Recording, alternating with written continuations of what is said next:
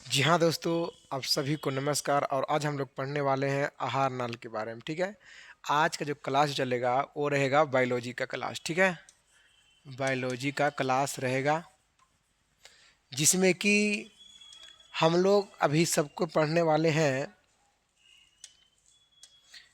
अभी हम लोग पढ़ेंगे मनुष्य का आहार नाल। मनुष्य का आहार नाल। मनुष्य का आहार नाल। ठीक है, तो चलिए आज हम लोग सबको शुरू करते हैं मनुष्य का आहार नाल।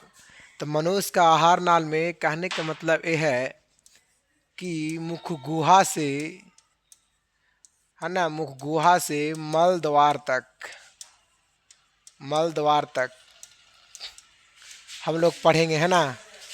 खाने से लेकर के पाचन तक हम लोग अभी इसमें भी पढ़ने वाले हैं कि भोजन का पाचन कैसे होता है। भोजन का पाचन कैसे होता है, ठीक है, हम लोग जानेंगे पूरा डिटेल में इसकी क्लास में। ठीक है, तो चलिए शुरू करते हैं। और तो सबसे पहले इसमें हम लोग जान लेते हैं कि आहार नाल एक होता है। आहार नाल आखिर क्या होता है? तो आहार नाल क्या होता है अगर बात किया जाए तो सबसे इसमें बड़ी बात यह है कि मनुष्य जंतुओं में कुछ विशेष अंग है ना। विशेष अंग वो है जो कि भोजन को पचाने का कार्य करता है ना। तो जो विशेष अंग मनुष्य या जंतुओं में कुछ विशेष अंग होती है जो कि भोजन को पचाने का कार्य करता है, उसी को हम लोग कहते हैं आहार नाल। क्या कहते हैं? उसको आहार नाल कहा जाता है। आला जानते हैं ना आहार नाल के बारे में? Page number 7। ठीक है, तो आहार नाल का सबसे पहला भाग आपकी चलाता है। इसमें सबसे पहला भाग आता है मुख गुहा। मुख गुहा आता है ना। जैसा कि आप ये वाला देख रहे हैं, तो मुख गुहा।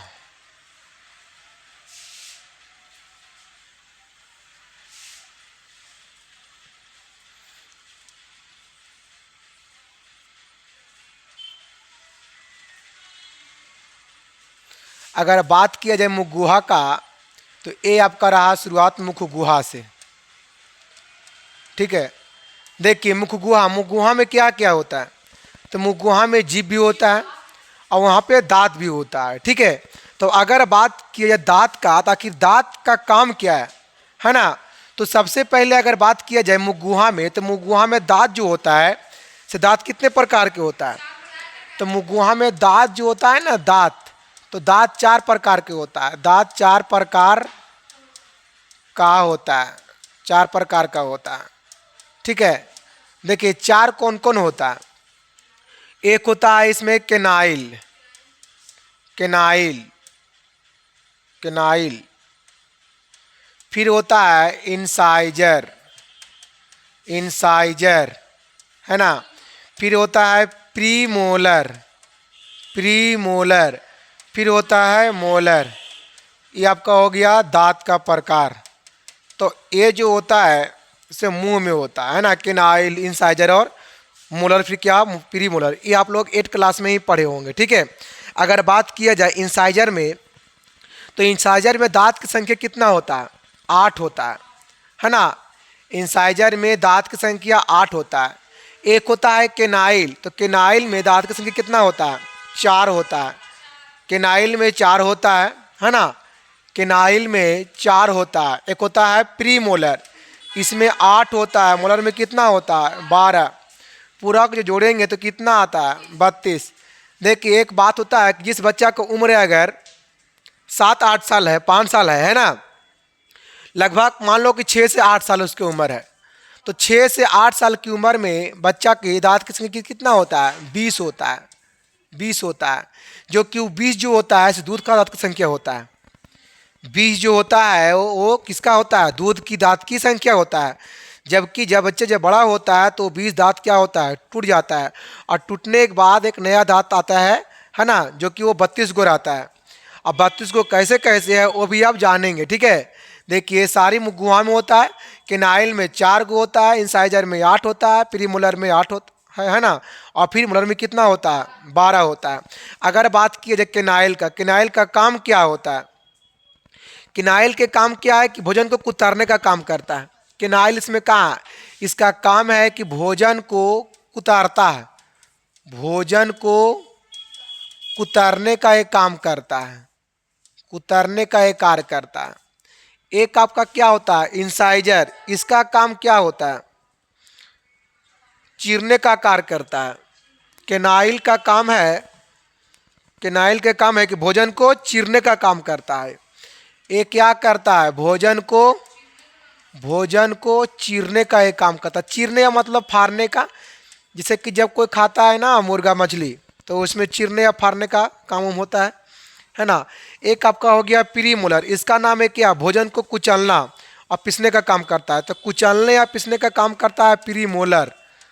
कुचलने कुचलने कुचलने और पीसने का कार्य कौन करता है, प्री मोलर।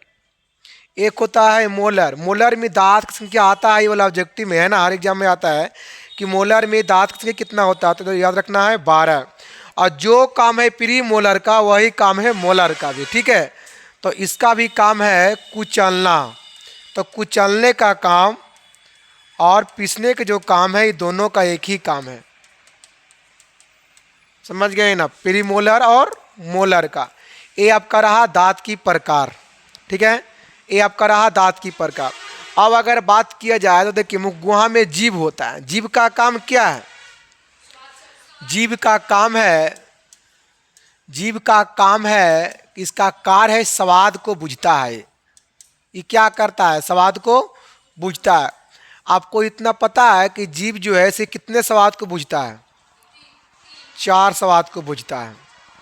कितना स्वाद को बुझता है, मीठा, खारा और खट्टा, कड़वा। मीठा देखिए, अगर ये जीभ है, ये मान लीजिए कि जीभ है, ठीक है, तो इस जीभ जो है ऐसे 4 स्वाद बुझता है। जीभ का स्वाद 4 को कौन कौन है, तो आगे से बुझता है मीठा का स्वाद, आगे से मीठा, और फिर इसके कुछ पीछे वाला हिस्सा होता है, 2, 1 2 3 4, हाँ। तो मीठा के बताया गया होगा कि मीठा के पीछे वाला कुछ ही बुझता है। तो एक होता है खारा, कुछ ही होता है, तो यहाँ से खारा का खारा, फिर यहाँ से होता है खाटा, कुछ ही होता है, और सबसे नीचे में होता है कड़वा, सबसे पहले पीछे की ओर कड़वा, क्या होता है, कड़वा। तो कहीं न कहीं जीभ का जो स्वाद, जो कलियाँ जो होता है वो कितना होता है, 4। कितना होता है, कौन कौन होता है, 4। तो अब सबसे पहला में आएगा मीठा, सेकेंड में आएगा खारा, तीसरा पर क्या आएगा, खाटा, फिर लास्ट में क्या आएगा, कड़वा। हम लोग जब भी खाते हैं बिस्किट वगैरह या चॉकलेट वगैरह, तो हम लोग मीठा का स्वाद कहाँ से बुझते हैं, सबसे आगे वाला से। और खारा, पानी खारा होता है, उसकी स्वाद कहाँ से, मीठा के पीछे वाले भाग से। एक होता है खट्टा, जैसे हम लोग खाते हैं खट्टा, आम वगैरह अचार वगैरह खाते हैं, तो वो यहाँ से हम लोग स्वाद को बुझते हैं। एक होता है कड़वा, खाने में लगता है, तो कड़वा वाला कहाँ से, सबसे पीछे कड़वा और सबसे आगे मीठा, सबसे आगे मीठा सबसे पीछे। अब कड़वा के आगे क्या है, खट्टा है, कड़वा का आगे कोची है, और फिर मीठा के पीछे कोची है, खारा। देखिए एक पीछे खड़ा खारा और एक आगे आइए तो क्या है, खाटा है या नहीं है, ये आपका इसमें हो गया। तो चलिए देखिए स्वाद, आखिर हम लोग देखिए स्वाद कैसे बुझते हैं ना, तो जीभ के ऊपर जो है ना से कुछ छोटी छोटी कोची होती है, कालियाँ होता है, छोटा छोटा, देखो इसी में ऐसा रहता है छोटा छोटा, इसी से हम लोग स्वाद को बुझने का काम करते हैं। और हम लोग के सुबह सुबह खखार वगैरह जो रहता है ना, जिसे हम लोग जीभ से क्या करते हैं, बाहर निकालते हैं, वो इसी में समा हुआ रहता है।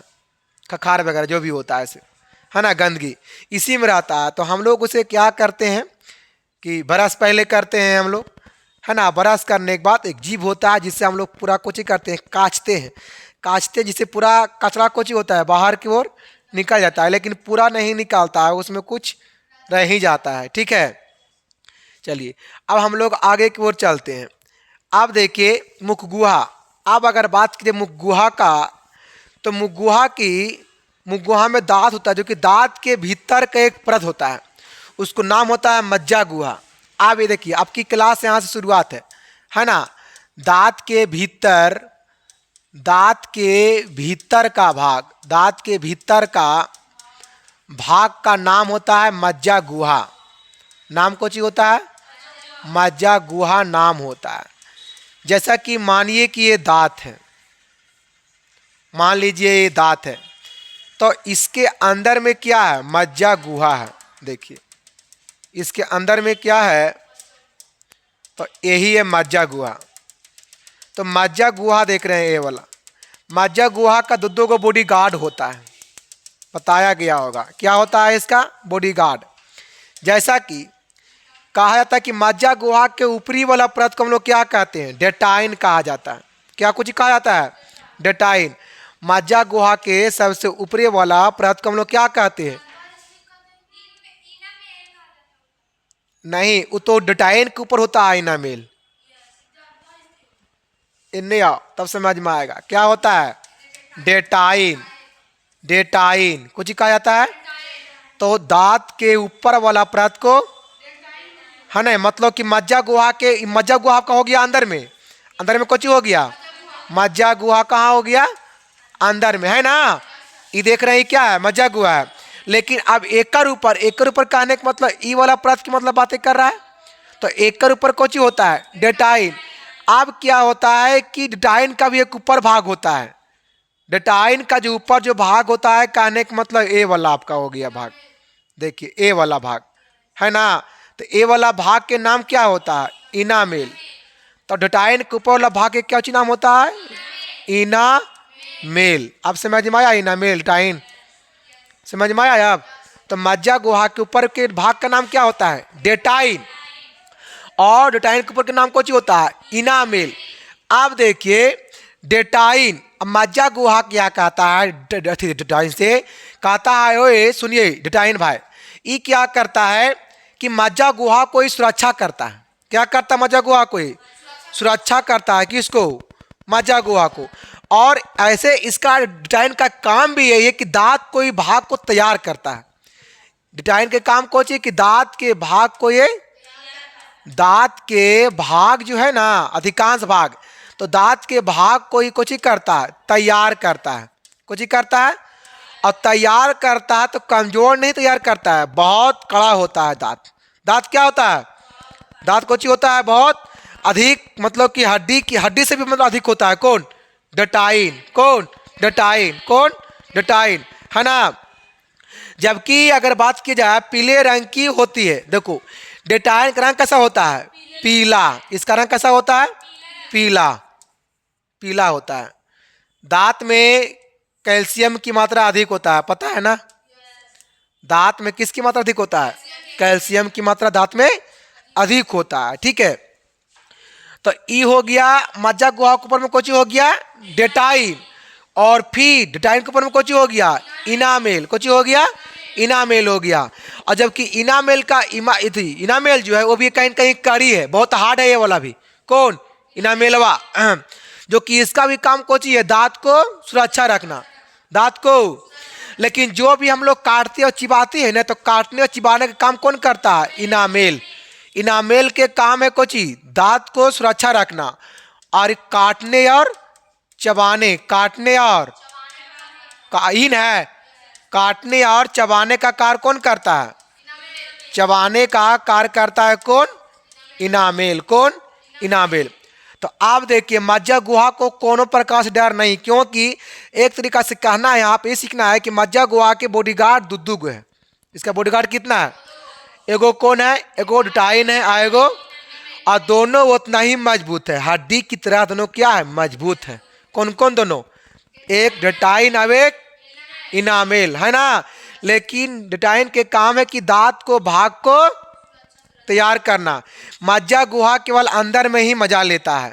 और बाकी कहता है डेटाइन से मज्जा गुहा कि सुनिए हम अंदर में रहेंगे, बाकी आपको बाहर में काम है कि दांत को, भाग को तैयार करना, दांत की भाग को तैयार करना।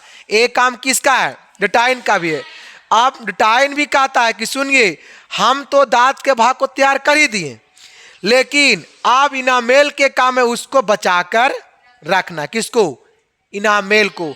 आप डटाइन कहता है इनामेल से, सुनो भाई, हम तो दांत का तो भाग निर्माण कर ही दिए, है ना? कौन? डटाइन। लेकिन अब इनामेल के काम है कि अब तुम्हारा काम है दांत को सुरक्षा रखना। अब कुछ भी होगा सारा जिम्मेदारी किसके ऊपर चला गया? इनामेल के ऊपर। अब ई क्या करता है? दांत को सुरक्षा करता है। और हम लोग जो भी काटते हैं या चीरते हैं फाड़ते हैं, एक काम कौन करवाता है? इनामेल। तो कहीं कहीं चीरने फाड़ने का काम इसको टेंशन खत्म हुआ। किसको? डटाइन का। तो सभी का काम क्या है? अलग अलग है। सभी का काम क्या है? अलग अलग है। ठीक है। अब देखिए हम लोग इसमें अब आगे की ओर बढ़ते हैं। अब इसमें आगे की अगर बात किया जाए तो मनुष्य के मुख गुहा में 3 ग्रंथियां होती है। मनुष्य के मुख गुहा में कितना ग्रंथियां होती है? 3 ग्रंथियां होती है। कौन कौन 3 ग्रंथियां होती है? देखिए मनुष्य के, हाँ, मनुष्य के मुख गुहा में, मनुष्य के मुख गुहा में तीन तीन जोड़ी है ना, 3 जोड़ी लार ग्रंथि पाई जाती है, पाई जाती है। 3 को कौन कौन है? देखिए तीनों का नाम अलग अलग है ना।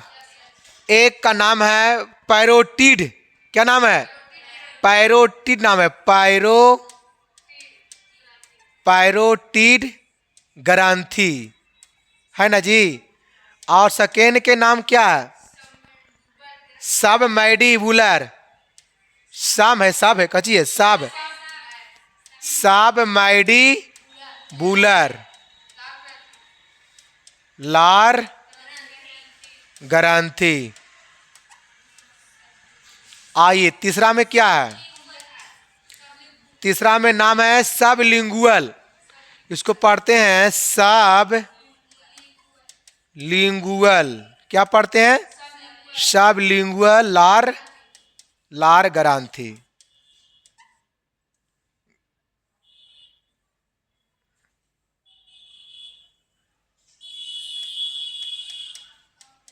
लार ग्रंथि। तो मनुष्य के मुख में कितनी ग्रंथि पाई जाती है? 3 ग्रंथि। कितनी ग्रंथि पाई जाती है? 3 ग्रंथि पाई जाती है ना। देखिए इन तीनों से क्या निकलता है पता है?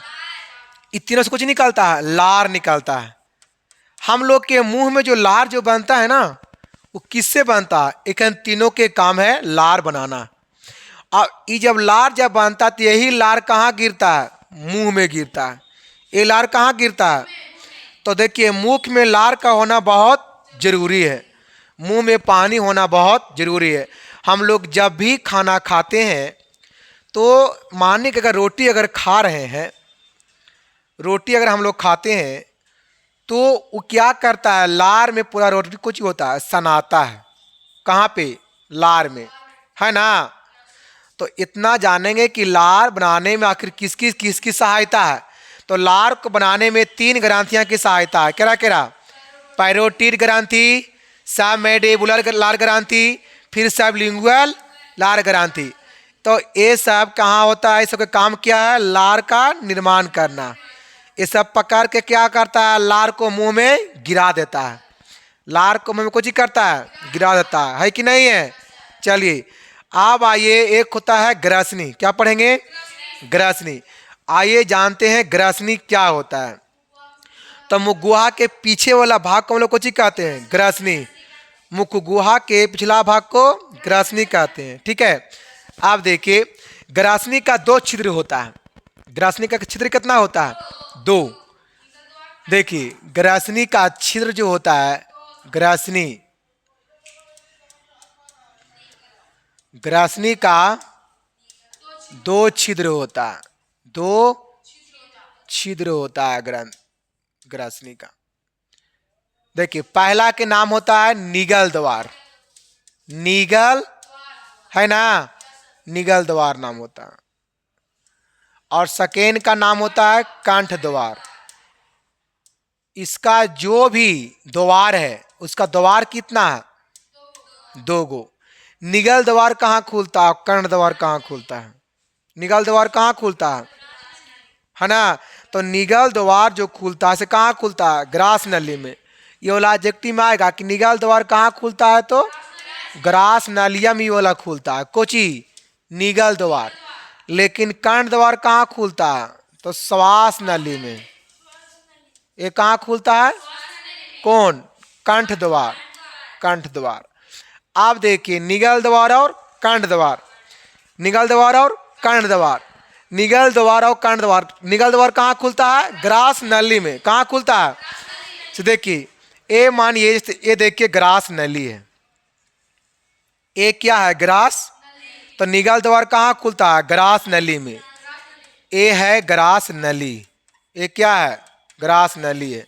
ये क्या है? ग्रास नली है। एक होता है कोची ग्रास नली, एक होता है श्वास नली। कोची होता है? श्वास नली। कोची होता है? श्वास नली। लेकिन आपको अगर बताया जाए कि आहार नाल के अगले भाग में कोची खुलता है? ग्रास नली, है ना? मतलब निगल द्वार में खुलता है ग्रास नली, है ना? हाँ।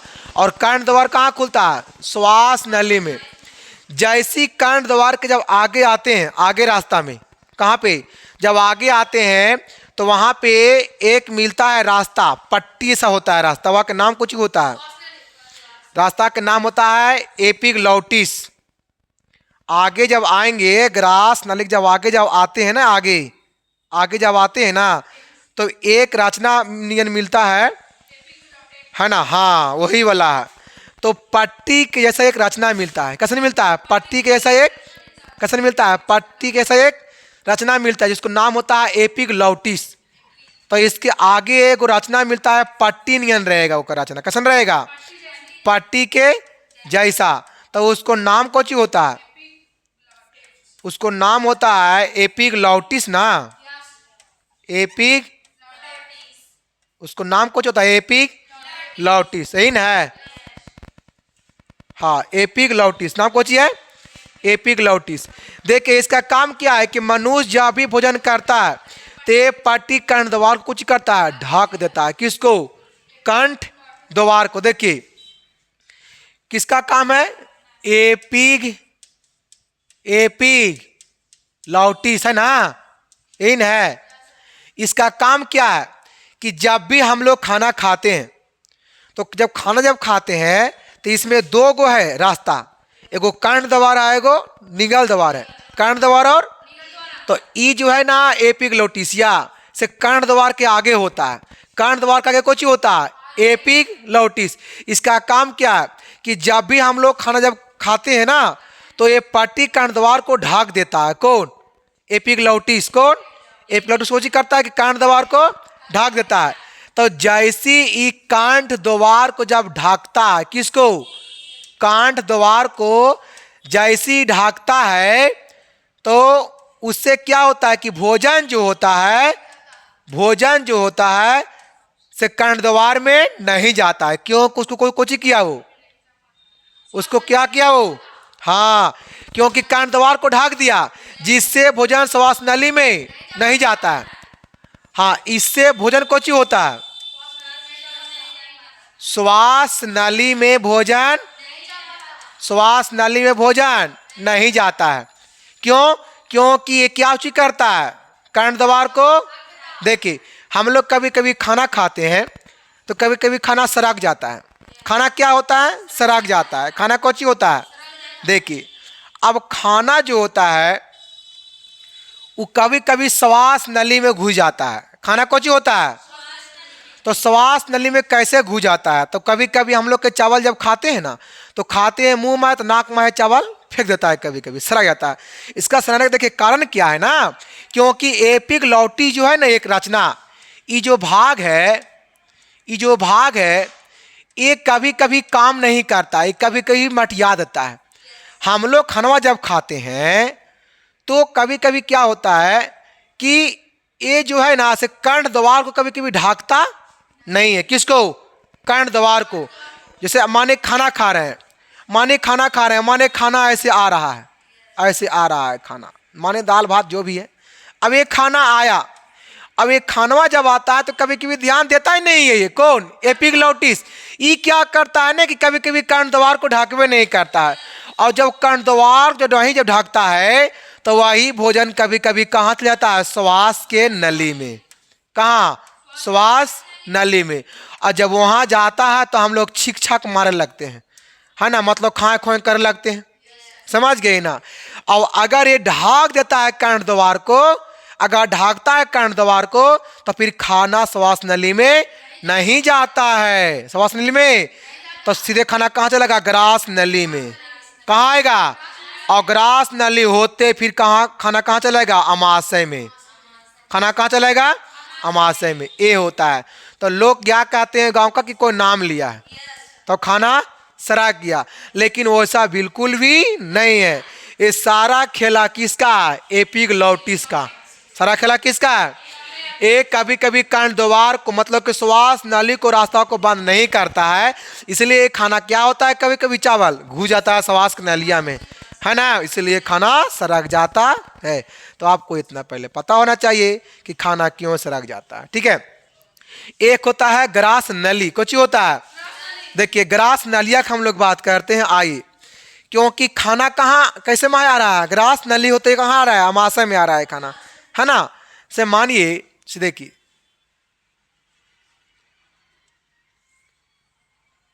जैसे आप देखिए यहां से ये आपका हो गया ग्रास नली। ये कुछ हो गया? ग्रास नली हो गया। आई आपका क्या हो गया? अमाशय। ये कोची है? तो भोजन जो है से ग्रास नली होते कहाँ आएगा? धीरे धीरे अमाशय में आएगा। इस अमाशय में कौन सा अम्ल होता है? HCl अम्ल। क्या चीज होता है? ग्रास नली। अभी हम लोग पढ़ेंगे ग्रास नली के बारे में पढ़ने वाले हैं। देखिए मुगुहा से लार, आप माने कि मुगुहा में तो लार है, मुंह में कुछ है। अब पूरा भोजन सनाया कहाँ? मुंह में। पूरा भोजन हम लोग यहाँ सानते हैं, यहाँ लार होता है, यहाँ कुछ होता है, यहाँ लार बनता है, और पूरा हम लोग सानते हैं भोजन। और पूरा सना भोजन कहाँ आता है? ग्रास नली होते कहाँ आता है? अमाशय में। ये आपका हो गया अमाशय। ये क्या हो गया? तो मुखगुहा में लार से सना हुआ भोजन ग्रास नली होते कहाँ पहुंचता है?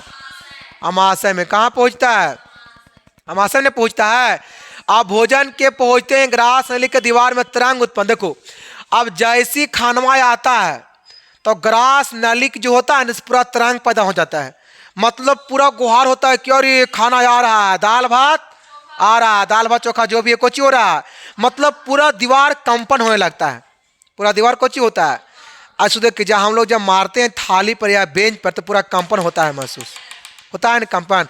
तो वैसी इसको दीवार को ग्रास नली की दीवार का पता चलता है कि दाल भात चोखा आ रहा है, अब कुछ ही करना है, सबको अपना काम पर चले जाएगा। ठीक है, एक काम होता है। लेकिन यहाँ पे तरंग जब होता है ना पैदा, तो देखो फिर से समझना कि जैसी खाना आता है ग्रास नली के रास्ते कहाँ आता है? अमाशय में। जैसी खाना आता है तो ग्रास नली के दीवार में तरंग पैदा होता है। कुछ होता है पैदा तरंग। अब यहाँ पे देखिए, अब इसका दीवार क्या होता है? फैलना और सिकुड़ना चालू होता है। किसका दीवार? ग्रास नली का। ये दीवार देख रहे हैं ना? हाँ, जब आता है ना खानवा दीवार ये कुछ हो जाता है, फैल जाता है, क्योंकि जब तक फैलेगा नहीं तो अंदर जाएगा कैसे। तो जब खानवा आता है दीवार कुछ होता है, फैल जाता है। यहाँ पर देखिए, जब खाना आता है दीवार कुछ होता है, फैल जाता है। मानिए कि यहाँ खाना आया, दीवार कुछ हुआ, फैल गया। अब खाना पास कर गया तो दीवार कुछ हुआ, ही सट गया। तो ये देख के क्या कि ग्रास नली का दीवार फैलता कब है और सिकुड़ता कब है? तो फैलता कब है? जब खानवा आता है तो दीवार तैयार हो जाता है, दाल भात आ रहा है, उसको रास्ता देना पड़ेगा। रास्ता कभी कभी क्या होता है कि ग्रास नली का दीवार, ग्रास नली का ये भी कभी कभी बुड़बक रहता है, कभी कभी ध्यान नहीं देता है। ये भी दीवार ये भी कभी कभी क्या करता है, जब खानवा आता है तो ये पूरा फैलता ही नहीं है दीवार। कौन दीवार? ग्रास। जब नहीं फैलता है तो वही कभी कभी हम लोग लबार धक्के जब मारते हैं, माने खा रहे हैं से खा रहे हैं, दाल भात खा रहे हैं से खा रहे हैं, कभी कभी क्या होता है गारा लगता है, गारा। उसको देहात में कुछ ही बोलते हैं गारा लग जाता है ना। गारा लगना कहने का मतलब है कि कभी कभी भोजन फंस जाता है, अंदर जाता ही नहीं है। जब नहीं जाएगा तो कभी कभी हिचकी आने लगता है, कुछ आने लगता है हिचकी, तो उस समय पानी हम लोग पीते हैं। जब पानी पीते हैं तो इसका ग्रास में जो नली की दीवार है, दीवार कुछ करता है, पानी पकड़ के फैला देता है। अब कहता है पानी दीवार से, कहता है दीवार तुम अपना गेट खोलो, क्योंकि हम पानी आ गए। अब पहले से दाल भात था, तुम गेट नहीं खोल रहा था, लेकिन आप साथ में कुछ आया, पानी। अब पानी ऐसा चीज है कि पानी रास्ता अपने आप खोल देता है। पानी में इतनी बड़ी ताकत है कि नहीं है। तो जब पानी जब आता है तो पूरा आया, धक्का मारता है, कस धक्का मारता है, समझ गए ना। तो पूरा दीवार को चाहिए होता, अपना गेट को खोल देता है। कौन? ग्रास नली का दीवार। क्योंकि उसको पता, अरे बाबा पानी आ रहा है, उसको हार हम रास्ता देना ही पड़ेगा, नहीं दोगे फिर भी वो रास्ता खोज ही लेगा। कौन? पानी। पानी आ रहा है ना, जब खानवा जब फांस तो कोची आ रहा है, पानी हम लोग पिए, है ना। तो यही वाला होता है कि दीवार कभी कहीं फैलता नहीं है, दीवार कहीं फैलता सिकुड़ले रहता है, इसलिए हम लोग के कोची होता है, गारा लगता है, मतलब हिचकी आने लगता है ना, इसीलिए ऐसा होता है। तो ऐसा क्यों होता है? तो क्योंकि दीवार कभी कभी फैलता नहीं है। इसी को हम लोग बोलते हैं कर्मा कुचन।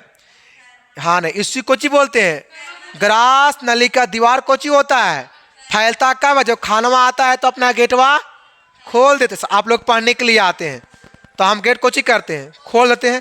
अमन जब कोई नहीं आ रहा तो गेट, ठंडा के मौसम है ना अभी, ठंडा के दिन में लोग कुछ करते हैं, गेट को लगा देते हैं। क्यों? ताकि ठंडा नहीं आवे। अगर हवा अगर पेश करना, मानी गर्मी के समय है तो हवा आने के लिए लोग गेट को कुछ करता है, समझ में आ रहा है। तो वो इसी होता है यहाँ पे, जब खानवा आता है तो दीवार कोची होता है, फैल जाता है, मतलब खुल जाता है, और जैसी खानवा जब पास करता है पूरा दीवार सड़ जाता है, समझ गए ना। तो यही ग्रास नली को दीवार को फैलना और सिकोड़ने की क्रिया को हम लोग बोलते हैं कर्मा कुचन। कुछ ही बोलते हैं कर्मा कुचन। कभी कभी कर्मा कुचन पूरे गड़बड़ा जाता है, इसीलिए जब गड़बड़ाएगा ना, अगर आप खाते रहेंगे ना दाल भात, तो आपको पूरा मुंह में दाल भात उस समय फेंक देगा, सब है मुंह में, कभी कभी पूरा नाक मुंह सब भर जाएगा। कभी कभी होता है ऐसे, माने कभी कभी बातें कर रहे हैं ना, कभी कभी कुछ ही कर रहे हैं, जब हम लोग बात जब करते हैं, जब कुछ सोचते हैं ना, और सोचते सोचते हम लोग स्वास्थ्य क्रिया जब करते हैं, तो ये जो होता है ना, अभी क्या बताए थे, कुछ था एपिलॉटिस था, वो क्या करता है, वो चोता, अरे तू बात कर रहा है, खा भी रहा है, तू बात भी कर रहा है, अच्छा रुको, तुम्हारा सिस्टम को हम गड़बड़ा देते हैं। वो क्या करता है कि सिस्टम में बंद कर देता है ना। और जैसे ही वो बंद करता है तो वो बंद करता है किसको? श्वास नलिया को, ताकि उसमें खाना न जाए, है ना। कभी कभी वो बंद नहीं करता है। क्यों नहीं बंद करता? उसको पता है कि तू बात भी कर रहा, तू अपना श्वसन भी क्रिया कर रहा, तो खाना भी खा रहा है, रोको। तो वो क्या करता है, एपिग्लोटिस को करता है कि श्वास नली को बंद नहीं करता है, और वो जब नहीं करता तो ये खानवा कभी कभी श्वास नली में घुस जाता है, तो सड़क जाता है कभी कभी, क्या समझे। तो यही वाला समस्या हो जाता है। हाँ, अमाशय वाला में आ रहे हैं, हो गया। तो देखिए अब ये हुआ कर्मा कुचन होते होते भोजन कहाँ आता है? अमाशय में। भोजन शुरू कहाँ से किए? मुगुहा से।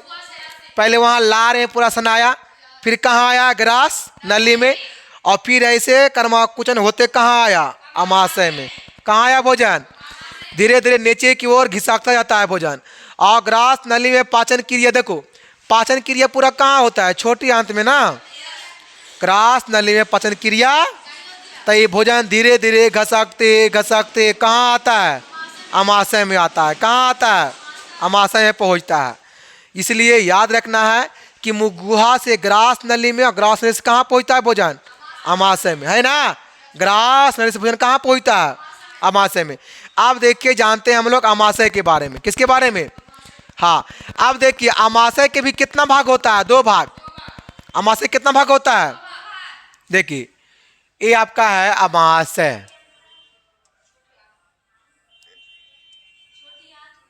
ये है अमाशय, ये कौन सी है? तो अमाशय की कितना भाग होता है? अमाशय का दो भाग होता है, एक अगला भाग होता है, एक पिछला भाग होता है। एक हम लोग बोलते हैं अग्र भाग, अग्र भाग कहने का मतलब अगला भाग, एक होता है पिछला भाग। अमाशय जो है ये आपका हो गया अमाशय, ये क्या हो गया अमाशय। तो अमाशय के कितना भाग होता है? दो भाग, एगो अगला भाग, एगो पिछला भाग। अगला भाग के नाम कौची होता है? कॉर्डिएक। कॉर्डिएक नाम कौची होता है? कॉर्डिएक। इसको फिर से लिखिए, कॉर्डिएक नाम कौची होता है। और पिछला के नाम कौची होता है? पाइलोरिक। पाइलोरिक भाग, पाइलोरिक है न। तो अमाशय के ये आपका हो गया आग्र भाग। कौन भाग हो गया ही है न? आग्र मतलब आगे वाला, आई कोची हो गया पिछला भाग, पिछला भाग। तो याद रखना कि अमाशय कितना भाग होता है? तबे तो अमाशय टिका हुआ है। अमाशय का दो भाग, एक कॉर्डिएक भाग अब एक पाइलोरिक भाग, है ना। आप देखिए कहा जा रहा है कि कॉर्डिएक और पाइलोरिक भाग के बीच में एक भाग होता है, उसको नाम होता है फुंडिक। नाम कौची होता है? देखिए कॉर्डिएक, कॉर्डिएक और पाइलोरिक के बीच में एक भाग होता है। कोई किसके बीच में? कॉर्डिएक और, तो इसका बीच में एक भाग होता है, उसको नाम कौची होता है? फुंडिक। फुंडिक ना है, नाम कौची होता है? फुंडिक भाग। याद रखना कि आखिर फुंडिक भाग क्या होता है। तो बोलेंगे कि कॉर्डिएक और पाइलोरिक के बीच वाला भाग को फुंडिक कहा जाता है। कुछ कहा जाता है फुंडिक। कहाँ होता है?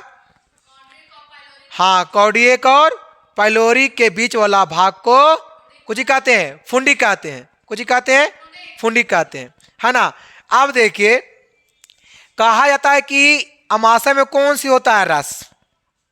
अमाशय में कौन सी रस होता है? जठर रस। HCl उसको बोला जाता है जठर रस। जठर रस कहाँ होता है? अमाशय में। कहाँ होता है? अमाशय में। कौन सा रस होता है अमाशय में? इसका काम क्या है? भोजन को पचाता है वो। कौन कौन? जठर रस। आप देखिए जठर रस, जठर ग्रंथियां कितना प्रकार की होती है पता है? जठर ग्रंथियां देखिए, जठर ग्रंथि जो होता है कितने होते हैं? जठर ग्रंथि तीन होते हैं। कौन कौन होते हैं? एक होता है सलेस्मा, इसको लोग बोलते हैं म्यूकस। सलेस्मा ना, सलेस्मा, इसको हम लोग कुछ ही बोलते हैं म्यूकस। म्यूकस कोशिकाएं हैं, कोशिकाएं। फिर एक होता है भीतीय, इसका भी एक और नाम होगा भीतीय वाला को ना, आम्लजन। आम्लजन कोशिकाएं। तीसरा में क्या है? हाँ, मुख होता है, मुख। इसका एक और नाम क्या है? जाइमोजिन। कुछ पढ़ेंगे जाइमोजिन, जाइमोजिन, जाइमोजिन। क्या हुआ? कोशिकाएं, यही ना तीन गो है। क्या क्या है? सलेस्मा, भीतीय, मुख। सलेस्मा, भीतीय, मुख, ये सब का एक और नाम यहाँ पे दिया गया है, कॉमन नाम। ठीक है। आप देखिए जठर ग्रंथि कितने प्रकार के होते हैं? तीनों यहाँ लिखा हुआ। ये तीनों के काम क्या है? तो ये तीनों भाई है, ये तीनों भाई के एक ही काम है। ये तीनों भाई के काम है कि जठर रस का निर्माण करना। जठर रस का, जठर रस का, तो जठर रस का निर्माण करना किसका काम है? ये तीनों का। तीनों मतलब किसका? सलेस्मा, भीतीय और मुख। सलेस्मा, भीतीय और, ये तीनों मिलकर कुछ करता है? जठर रस का निर्माण करता है। कुछ करता है? हाँ, जठर रस का निर्माण करता है, यही करता है। हाँ, आप देखिए हम लोग जानते हैं कि पेप्सिन भोजन के प्रोटीन पर कार्य कर उसे पेप्टोन में बदलता है। हाइड्रोक्लोरिक आम्ल जीवाणुनाशक की तरह कार्य करता तथा भोजन के साथ आने वाला बैक्टीरिया को नष्ट करता। देखो हम लोग भोजन में, हम लोग जब खाना जब खाते हैं उसमें कुछ बैक्टीरिया रहता है, कुछ ही रहता है।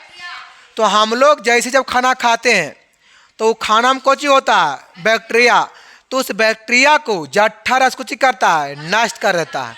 कुछ ही करता है, नष्ट करता है। किसको? किसको? बैक्टीरिया को।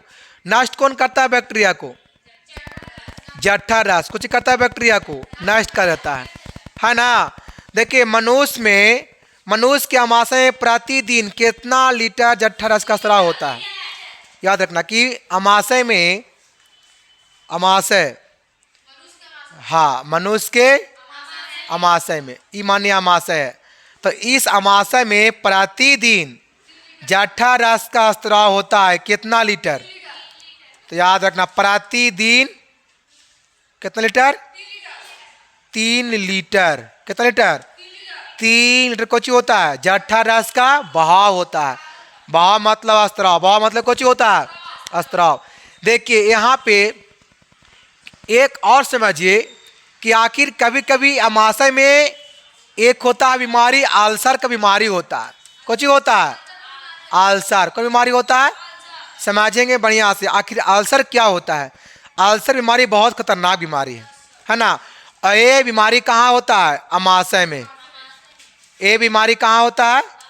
आप लोग सबको समझिए कि आखिर अल्सर जो बीमारी होता है वो कैसे होता है। ठीक है, देखिए होता क्या है कि आमाशय की ग्रंथि में कभी कभी, आमाशय की ग्रंथि में, कहाँ पे? आमाशय की ग्रंथि में कभी कभी अम्ल की मात्रा बढ़ जाता है ना।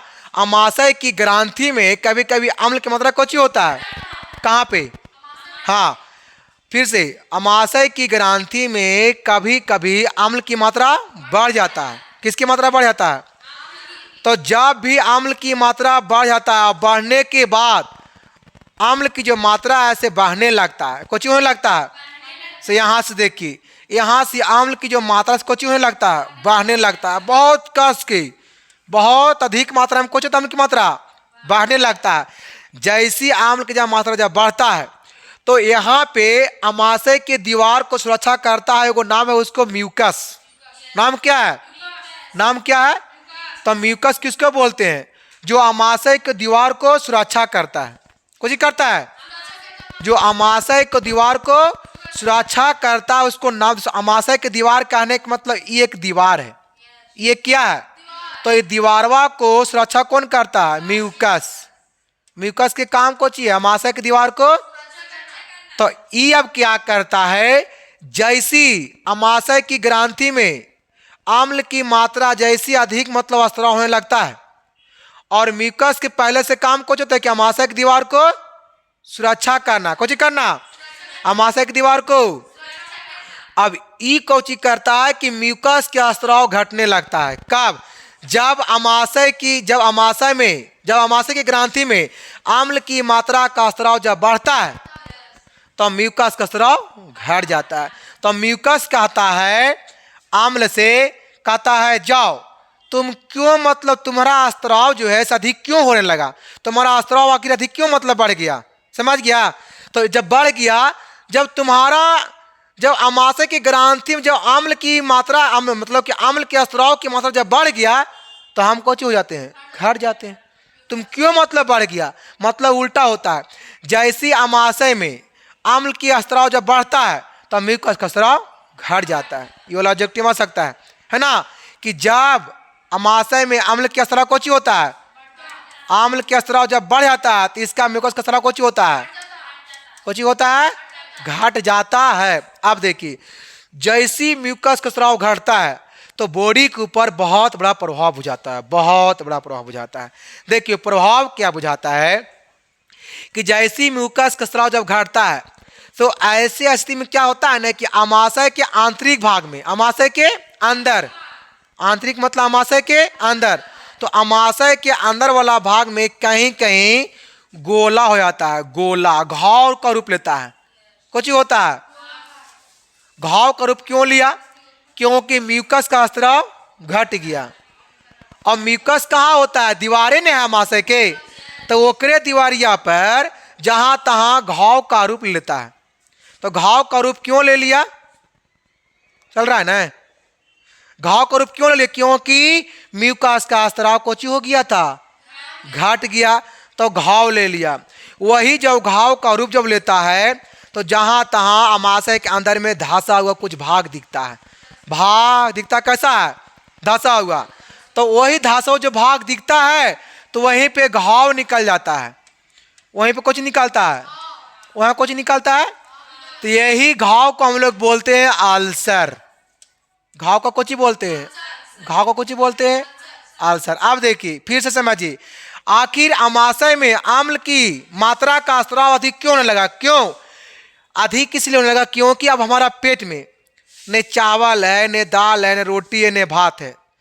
अब इस अमाशय में आपका भोजन है ही नहीं है, केवल इस अमाशय में HCl है।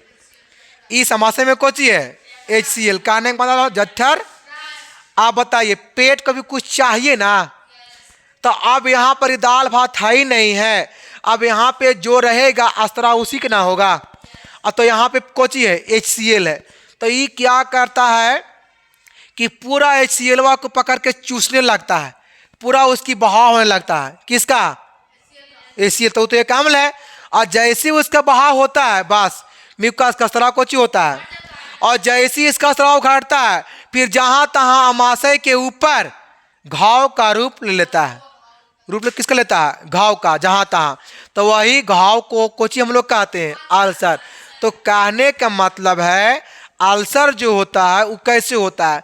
तो भूखा रहने से अल्सर का बीमारी हो जाता है ना। भूखा रहने से कौन बीमारी होता है? Peptic ulcer. तो बाबू आपको समझ में आया कि आखिर पेप्टिक अल्सर बीमारी कैसे होता है? तो भूखा रहने से। कैसे? भूखा रहने से। देखिए बहुत सारे लोग पूजा वगैरह करते हैं। तो देखिए लेडीज में, लड़की लोगों में बहुत सारे लोग कोई सोमवारी मंगलवारी या तो अनेक प्रकार के लोग पूजा वगैरह करते हैं, है ना। या देखिए कोई कोई लोग छठ भी करते हैं। तो देखेंगे कि छठ में महिलाएं लोग सहल रहती है ना। तो वो छठ में भी उतना भी सहल नहीं रहती है जितना होना चाहिए। कभी कभी बीच बीच में लोग फल फूल खाते रहते हैं।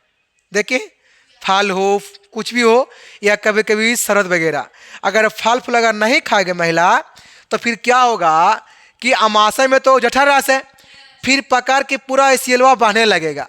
अब HCl जहाँ बहा कि म्यूकस का स्राव कुछ होगा, घट जाएगा।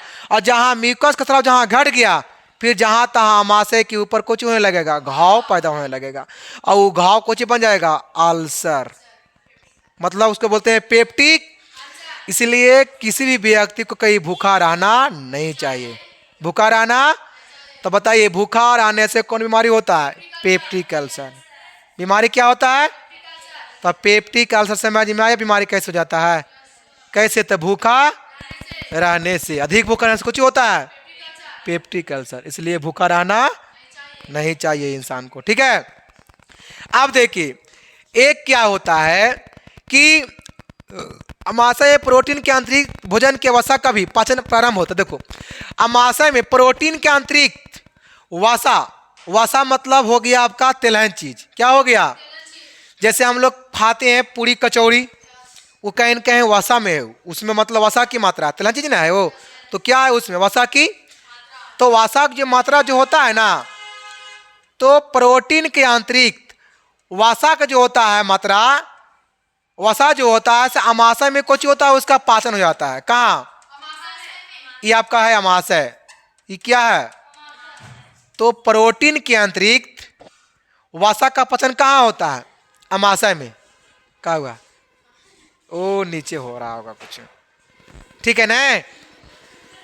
तो कहता है क्या? वसा का आंशिक पाचन है जाए लाइपेस के द्वारा गैस्ट्रीन लाइपेस वसा को अम्ल वसा के ग्लिसरॉल में बदल देता है, जिसमें अमाशय आप भोजन के स्वरूप गाढ़े रंग की तरह। देखो हम लोग जब खाते हैं ना पूरी कचौड़ी, तो उसमें किसका मात्रा है? वसा का मात्रा है। उसमें किसका मात्रा है? अब जैसी वाला आता है पुड़िया कचौड़िया, कहाँ आया? अमाशय में। कहाँ आया? तो यहाँ पूरा ये घूल जाता है, ये पूरा कोची होता है और घूल करके एक लेई की तरह गाढ़ा लेई बना लेता है। गाढ़ा से आप लोग कभी आटा सानते होंगे, घर में छिलका बनता होगा। हम लोग आटा जब आटा जब हम लोग सानते हैं तो आटा को छिलका और पूरा उसको हम लोग गील करते हैं, पूरा कोची करते हैं, पूरा एकदम लेई की तरह उसे पूरा कोची करते हैं, गीला करते हैं, है ना। तो उसी तरीका से हम लोग जो भी खाते हैं वसा वाला पदार्थ, है ना, वसा वाला पदार्थ, तो पूरा कोची होता है लेई की तरह अमाशय में बन जाता है। कैसा लेई के जो पदार्थ लेई की तरह बनता है ना, इसी को हम लोग बोलते हैं कायम। इसको हम लोग कोची बोलते हैं। तो कायम क्या होता है? तो जो भी वसा वाला पदार्थ अमाशय में पूरा पचा और पचने के बाद गाढ़ा लेई की तरह बन गया। कैसा बन गया? गाढ़ा लेई की तरह, उसी को हम कोची कहते हैं कायम। उसको हम लोग क्या कहते हैं? कायम। अब देखिए कायम अमाशय के पाइलोरिक छिद्र के द्वारा, अब अमाशय में कोई छिद्र होता है, कोची है पाइलोरिक, नाम कोची है, वो छिद्र कहाँ होता है? अमाशय में।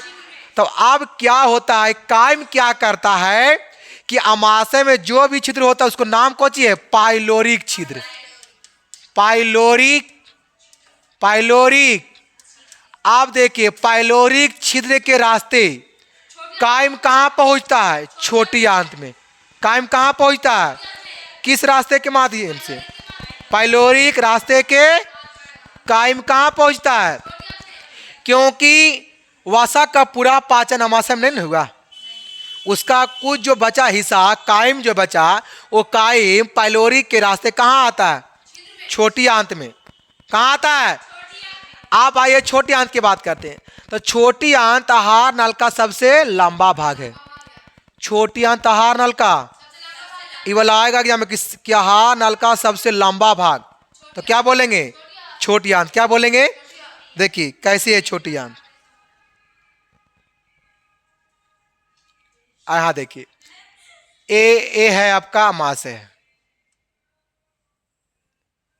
ए है अमाशय, और छोटी आंत की बात कर रहा, ये आपका हो गया छोटी आंत। ये कौची है? यही है आपका छोटी आंत।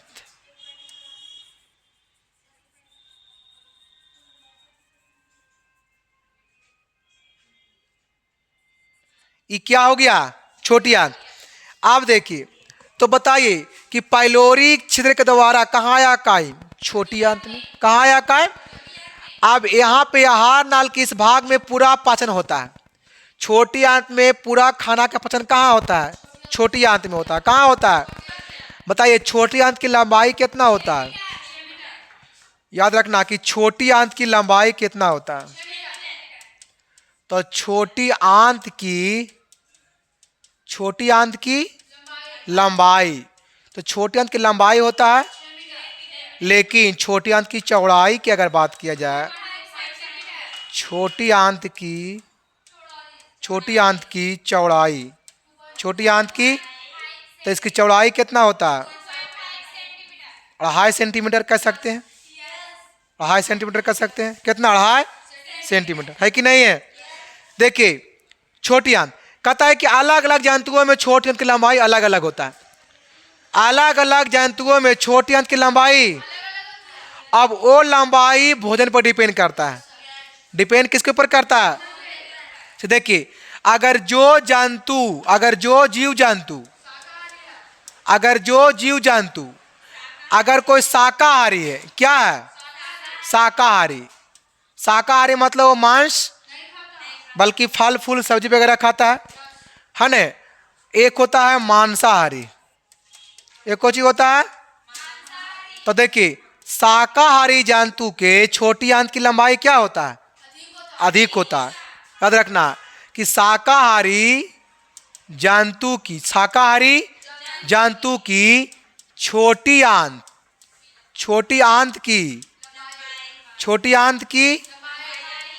आंत की